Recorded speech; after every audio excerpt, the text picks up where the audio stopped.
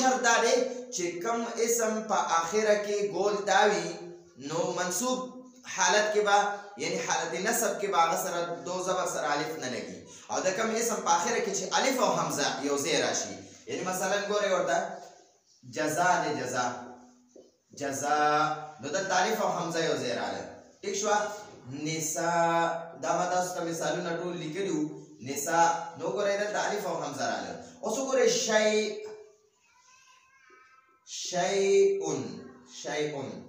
ٹھیک شو شیء حالت نصب دی او حالت رفع دی او حالت نصب کې شیء ان راځي خو دې د خیالو کوي چې د حمزه سره شاته الف نشته د حمزه شاته یا ساکن ده نو ما تاسو ته ویلو قاعده سره چې حمزه او الف یو ځای راشي دلته حمزه ده الف ورسره نشته نو دلته کې به حالت نصب کې دا شیء ان تاسو په قرآن پاک کې لیدلی وي شیء ان داسې لیکلی شوی دی دلته به حمزه سره الف لګي او د مخکې چې کوم دوه حالت وو په دې کې حمزه او الف یو ځای دي دلته وګورئ حمزه او الف نو کله چې حمزه او الف یو ځای او ګول تاوي د کوم اسم په آخره کې چې ګول تاوي حالت نصب کې به هغه سره الف نه لګي او د کوم اسم په آخره کې چې الف او حمزه حالت نصب کې به ورسره الف نه لګي ٹھیک شو او د کوم اسم په آخره کې چې صرف حمزه وي الف ورسره نه وي یا صرف الف وي حمزه ورسره نه وي نو الف نه صرف الف نه صرف حمزه وي او شاته دې الف نه وي نو هغه حالت کې بیا دغه دو زبر حالت نصب کې دو زبر سره الف لیکل کېږي ٹھیک شو ها نن ان شاء الله موږ د مثنى مذکر او مؤنث اسماء او اعراب لیکو د مثنى مذکر او مؤنث اسماء او اعراب د مثنى یا تثنیه که څوک ورته مثنى وایي که څوک تثنیه وایي ها وما تاسو ته مثنى هم ښودلی او تثنیه مې هم درته ښودلی وه د مثنى مذکر او مؤنث اسماء یعنی نومونو اسماء معنی د اسماء د نوم جمع ده ها مؤنث اسماء اعراب چې مؤنث اسم با چې مؤنث مذکر او مؤنث مثنى اسم دواو د پاره چې کومه په عربی کې کومه اصطلاح استعمالېږي نو هغه یاد وساتئ د مثنى مذکر او مؤنث اسماء او اعراب ما تاسو ته ویلو د واحد اسم نه مثنى جوړ کړو کنه واحد اسم اخري حرف له زبر او ان اضافه کوو نو ان والا چې کوم اعراب دي ان شاء الله نن به موږ هغه وایو ها غور سره اورئ او خو توجه ورته کوئ ځان سره دا مثالونه ټول لیکئ ها دا ورته لیکئ د واحد اسماؤنا د واحد مذکر او مؤنث اسماؤنا چې مثنى جوړه شوی و کنه مثنى هم ته جوړه کړې و هغه اعرابي لحاظ سره هغه مرفوع شکل دی ها د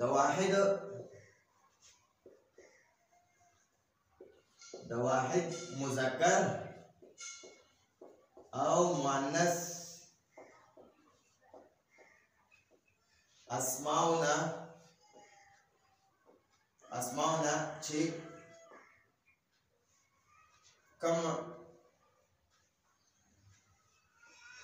کم مثنى اسم جوړ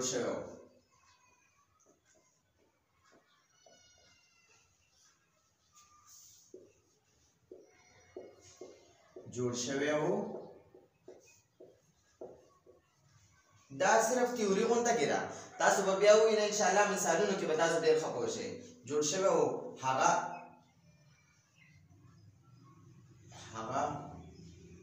شکل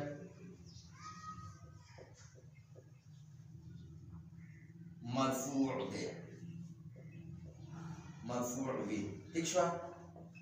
ګورئ ورته کوم جسم جوړ شوی وو مثلا ګورئ رجل واحد دی کنه رجل نو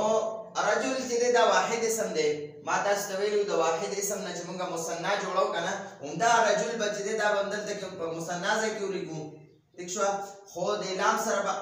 الف او نون زیر نه ولګو د لام باندې به زبر ولګي او ان اضافه ورسره رجلان نو دا رجلان چې کوم اسم موږ سره جوړ شو کنه نو دا رجلان د مثنى اسم مرفوع شکل دی رجلان د مثنى اسم مرفوع شکل دی مثنى اسم تسنیه اسم با همیشه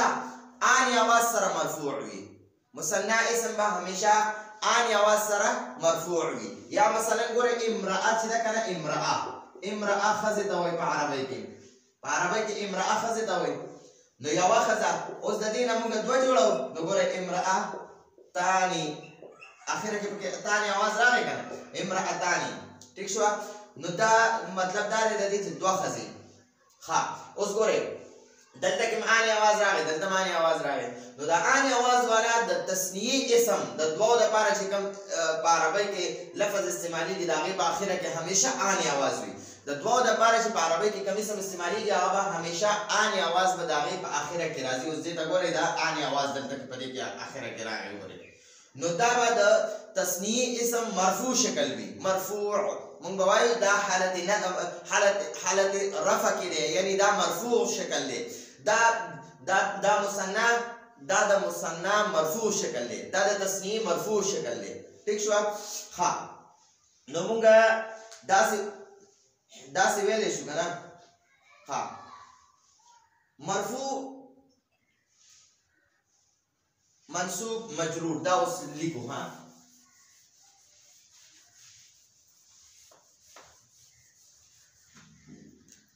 مرفوع د مثنى اسم اعراب درې حالت لیکو مرفوع منصوب یا حالت رفع نصب جر دواړه ویل شي ها مرفوع منصوب مجرور ویل شي رفع نصب جر ویل شي او یا مجرور ٹھیک شو مجرور نو ګورئ ما تاسو ته وی رجل نمګه مثنى جوړ کړی وکنه رجلانی عمده رجلانی आवाज سیده دا حالت رفع کې رجلانی دا مرفوع شکل کې رجلانی دا مرفوع دی رجلانی مرفوع دی اوس یادو ساتئ کله چې د مثنى مرفوع اسم نمګه منصوب او مجرور جوړو هر کله چې موږ د مثنى اسم نه منصوب او مجرور جوړو د مثنى مرفوع شکل نه د مثنى مرفوع نه د تسنیه مرفوع ان आवाज به همیشه مرفوع وي ان आवाज چې په کومه صيغه کې تاسو ته مخه ترازی دا به مرفوع وي ها ان आवाज والا مرفوع دی د دنه زه منصوب او مجرور جوړوم هر کله چې د مثنى مرفوع نه منصوب او مجرور جوړه نو دا ان کې چې کوم الف دی دا په یا ساکن سره بدل شي نو رجلان مرفوع आवाज دی رجلین هغه شرط دی به ګورئ ورته رجلان دی رجلان دا لانی عمده کلام باندې به زبر وي نون لاندې به زیر وي خو صرف دا الف به ختم شي دا به میټاو شي او د په ځای باندې به یا ساکن راشي دا ویل نو دا به شي رجلین ٹھیک شو نو رجلین منصوب شکلم دی د تسنیه او عمده رجلین بیا مجرور شکلم دی او پته براته څنګه لګي چې دا اوس منصوب دی که مجرور دی په عبارت کې موږ د څنګه پته لګي نو ان شاء الله دا مخې ته روان دي ډېر په تفصیل سره به وایو ها نو دا یاد وساتئ د تسنیه ان आवाज نه رجلان او امراتان کې چې کوم الف راځي کنه د دې الف په ځای باندې دا الف په یا ساکن سره تبدیل کړي نو دا به منصوب او مجرور شکل شي رجلان و امرأتان کی چکم الف دے دا وردو لکھے ہاں رجلان وغیرہ رجلان او امرأتان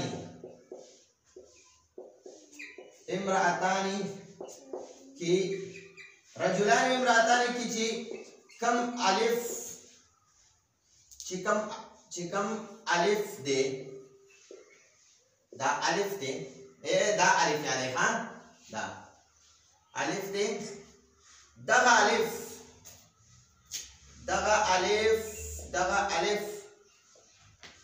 دغه الف نا یا ساکنه جوړول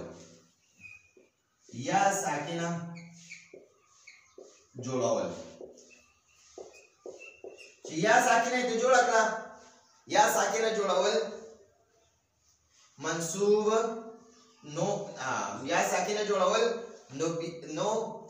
دغه منصوب او مجرور شکل دی یا ساکنه جوړول منصوب او مجرور شکل دی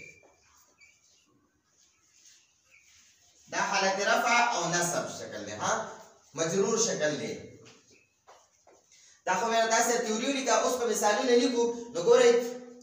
پته سو رجلان و امرأتان کې چې کم الف دی د دې صرف رجلان و امرأتان مطلب نه دی ها چې کم صيغه کې د اني आवाज وي نو د اني به مرفوع شکل وي او عینی आवाज به منصوب وي اني به مرفوع شکل عینی منصوب او مجرور شکل اني आवाज د مثنى مذکر او مؤنث اني आवाज مرفوع شکل دی اني आवाज مرفوع دی او عینی आवाज منصوب او مجرور دی د مثنى مذکر او مؤنث دا ورته به ولیکئ ها دینه پس په خطر ورته لیکئ دا ورته بیا دینه دا چې کوم لیکنه وکړه د دې نه پس په بیا لیکئ د مثنى مذکر او مؤنث مذکر او مؤنث اسماء مرفوع دا مذکر او مؤنث اسماء اني आवाज مرفوع دي اني आवाज مرفوع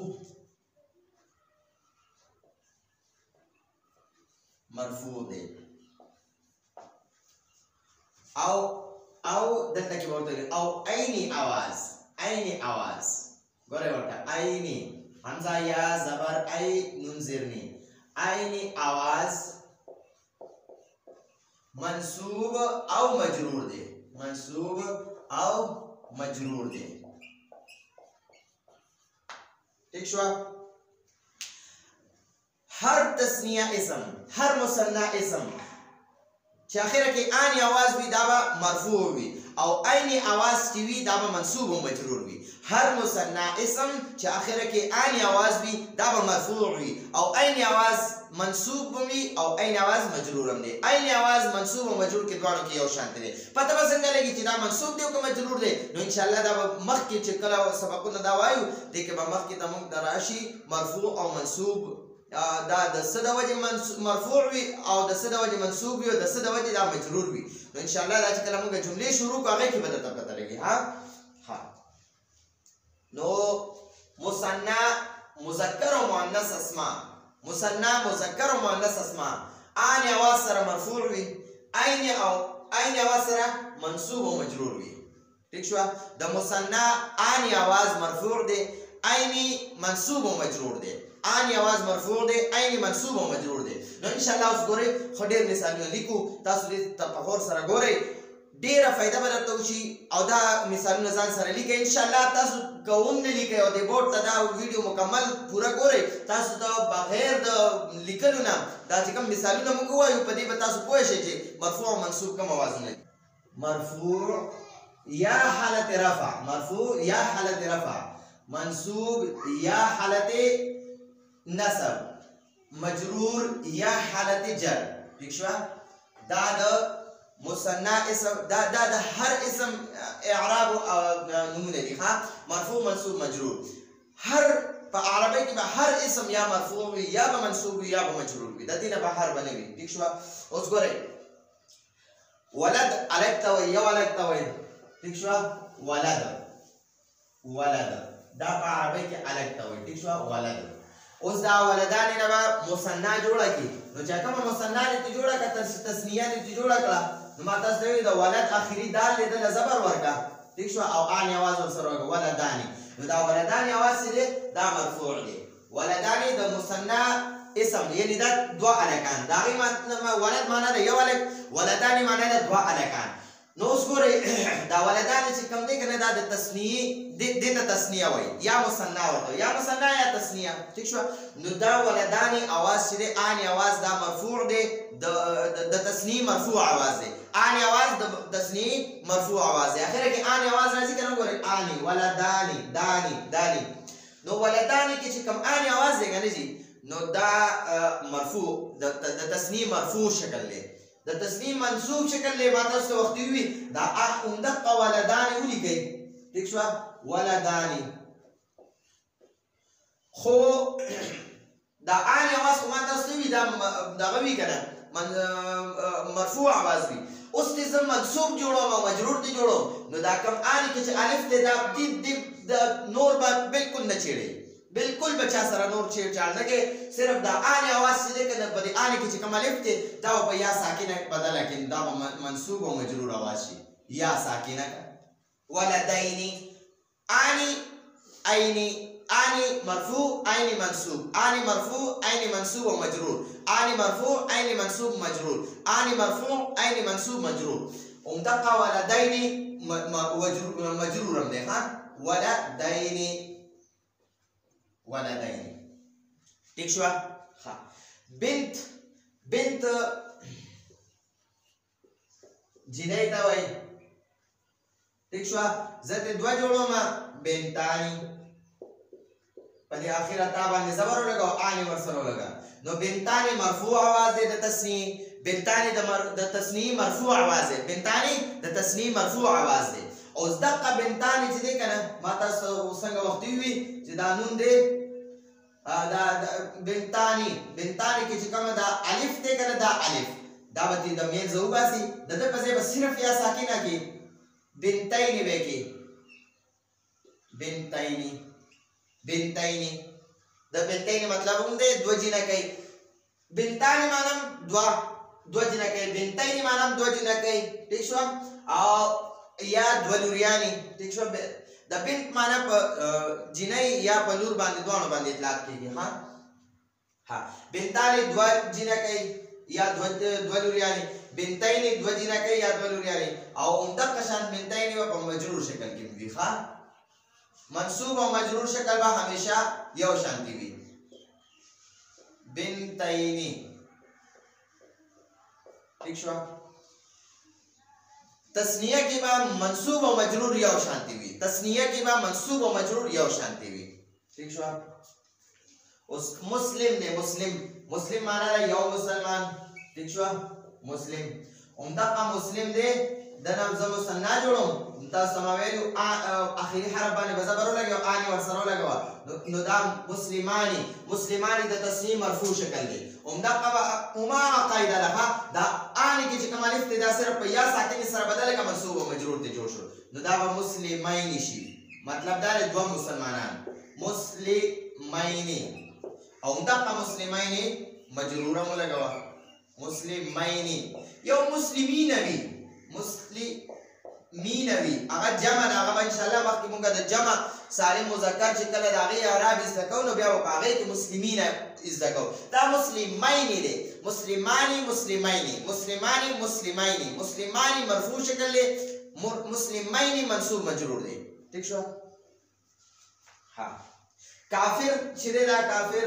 یو کافر د کافر معنی دا یو کافر اوس دنا دوه جوړو اخیری را زبر ورکا کافرانی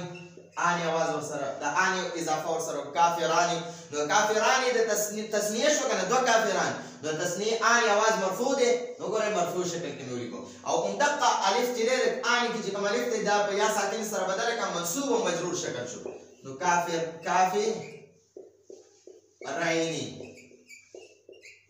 ٹھیک شو دقه شان کافرانی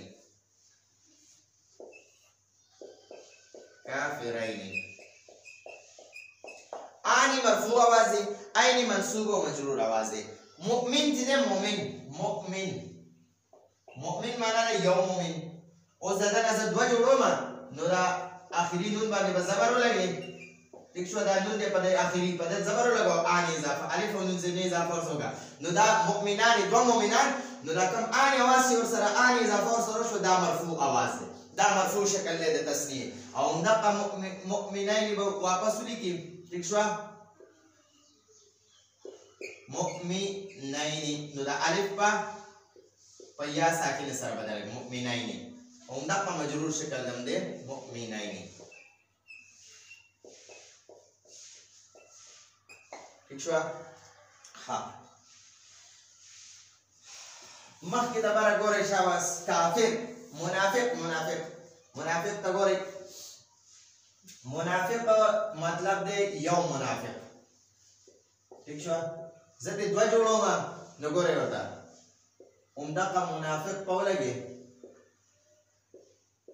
اخري قاف باندې به زبر ولګي او ان اضافه به ورته وکړو منافقانی. نو منافقانی تسنیه شو دو منافقان او دا ان اواز سره دا د تسنیه مرفوع شکل دی. د تسنیه مرفوع شکل دی. منافقانی او منصوب او مجرور دا الف په صرف یا ساکن سره بدل کی نو منافقین بشي.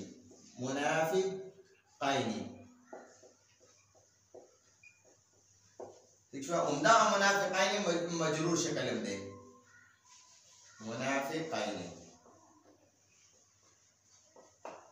ها مخکې ګورئ شاباس کتاب چې دی کتاب یو کتاب د دې کتاب نه زه دوه جوړوم نو اخري باله به زبر ورکړي او اني ورسره ولګوم کتاباني. نو دا کتاباني د تسنیه د دوو مرفوع आवाज دی مرفوع شکل دی اني مرفوع شکل دی. کتاب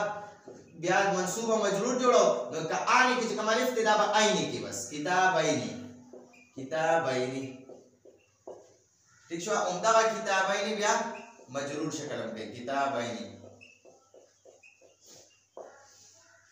ها مخکې ګورئ شاباس قلم چې دی کنه قلم یو قلم ته وایي دوه دې جوړو نو بس اخر کې به ورسره اني आवाज وکړي اضافه وکړي قلم معنا نه یو قلم زه دې دوه جوړوم اخري میم باندې زبر ولګوم او اني اضافه ورسره وکړه قلماني معنا دوه قلمان او د تسنیه مرفوع आवाज دی. اني قلماني مرفوع شکل دی او قلمینی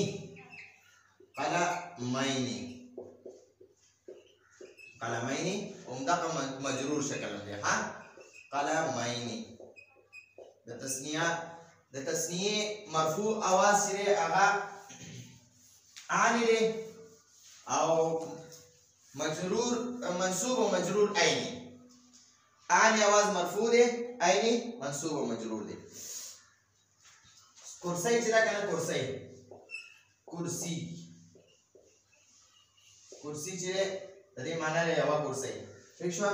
اوس زه دوه جوړوم نو بس صرف اخره کې ان اضافه کوي کرسی یعنی مرفوع आवाज دی او منصوب او مجرور کرسی یعنی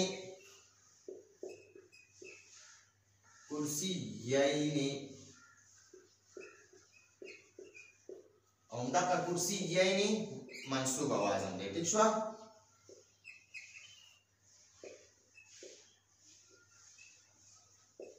کرسی یعنی اني مرفوع आवाज عینی منصوب आवाज د تسنیه اني مرفوع आवाज عینی منصوب او مجرور आवाज. اخت په عربی کې خور ته وایي ٹھیک شو. اخت او دوه خويندې نو اختانی نو دا اني आवाज مرفوع دی او اختینی منصوب او مجرور دی. اختینی منصوب او مجرور आवाज دی اختینی ٹھیک شو. عابد چې دی کنه عابد معنا یو عبادت کوونکی. زه دې دوه جوړوم عابدانی نو عابدانی د دوه مرفوع आवाज دی بیا منصوب او مجرور عابدینی. دا الف نه صرف زیر یا ساکنه جوړه کی نور با یو سی سره هم چیرچان نه کوي صرف دا اني کې چې کوم الف ته دی لبا یا ساکنه جوړه کوي نو منصوب او مجرور شکل بشي ٹھیک شو. عابدینی دا مجرور شکل دی. ها عین په عربی کې سترګې ته وایي. په عربی کې عین څه ته وایي سترګې ته. او هر انسان الله پاک دو سترګې ورکړي نو عینانی د دوه سترګو مرفوع आवाज دی. عینانی دوه سترګې او اني مرفوع आवाज دی عینی منصوب او مجرور دی نو دا عینینی وایي. عینینی مرفوع منصوب आवाज دی او دغه عینینی مجرور आवाज دی. ها عینینی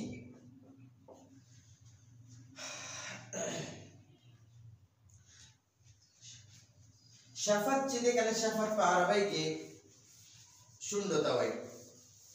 ٹھیک شوه شفت نو شفت معنا ده یوه شونډه او د هر انسان له الله پاک دوه شونډې ورکړي دي نو شفتانی آنی مرفوع آواز دی شفتانی دو شونډې نو د دوو مرفوع شکل آنی دی او منصوب و مجرور آینی دی نو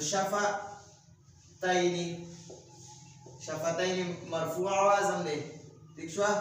انا منصوب آوازم دی او مجرور آوازم دی شفتین همدغه شفتین مجرور آوازم دی ها شفتین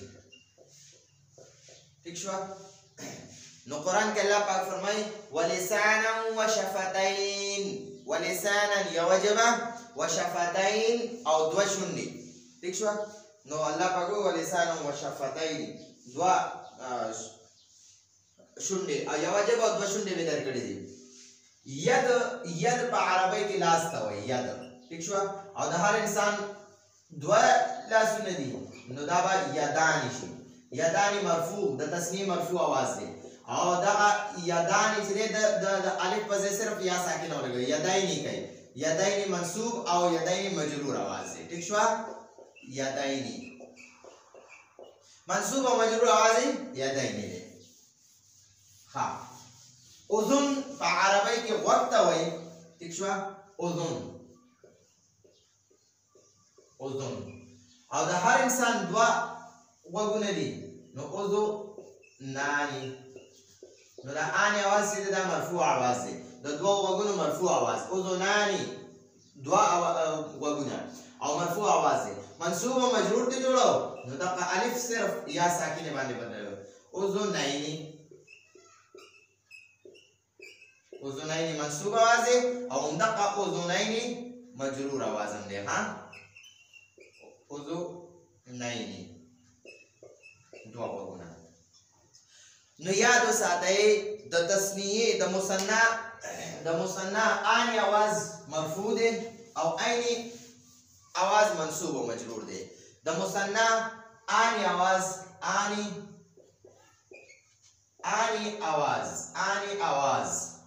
آنی آواز مرفوع ٹھیک شوه مرفوع دی عینی آواز عینی منصوب او مجرور آواز دی ٹھیک شوه منصوب او مجرور آواز دی د مثنى آنی مرفوع آواز دی عینی منصوب او مجرور آواز دی د مثنى آنی مرفوع آواز دی عینی منصوب او مجرور آواز دی